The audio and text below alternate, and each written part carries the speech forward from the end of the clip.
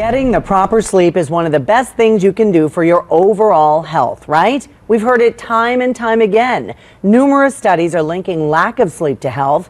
Now we're learning that interrupted sleep and sleep apnea can be a contributing factor to Alzheimer's and dementia. Dr. Joseph Ogile is the Chief Medical Officer at Clayton Sleep Institute, here to talk about it. Good morning to you. Good morning. It always comes back to sleep. What happens to our bodies overall if we don't get enough sleep? Well, overall, the issue is that you have the risk of having poor quality daytime function. So it always comes back to sleep, Randy, right? Because a third of our life basically is spent asleep, and we know it's a very dynamic time.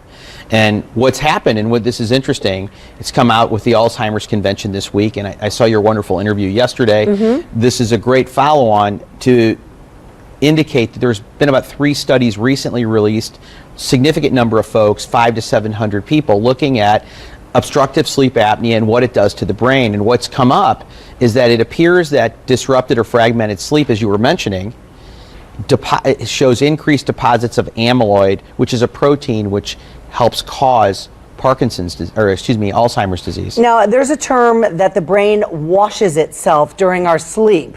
Basically, I guess, hit the reset button. Is that what it is? And if we don't get enough, we don't get to hit that reset button? That's what it looks like. And it's called the glymphatic system. We've talked about it in the past. It's basically, for the lack of kind of a crude term, it's sort of a sewer system of the brain to help cleanse some of the things we don't need, or refuse, so to speak, out of the brain. And it's a drainage system.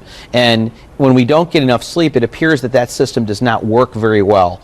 And so you have some residual items in your brain that disrupt the function. Could it be that we could look at this a different way, where Alzheimer's disrupts our sleep, and then disrupted sleep worsens Alzheimer's? Could it go either way? That's great point. And yes, we are still in that process of study and research where there could be what we call a circular relationship, Randy, where poor quality sleep or fragmented sleep contributes to developing Alzheimer's, contributes, not causes. And also, people that have Alzheimer's and other what we call neurodegenerative diseases have disrupted poor quality sleep. So you get this circular effect where each is causing the other.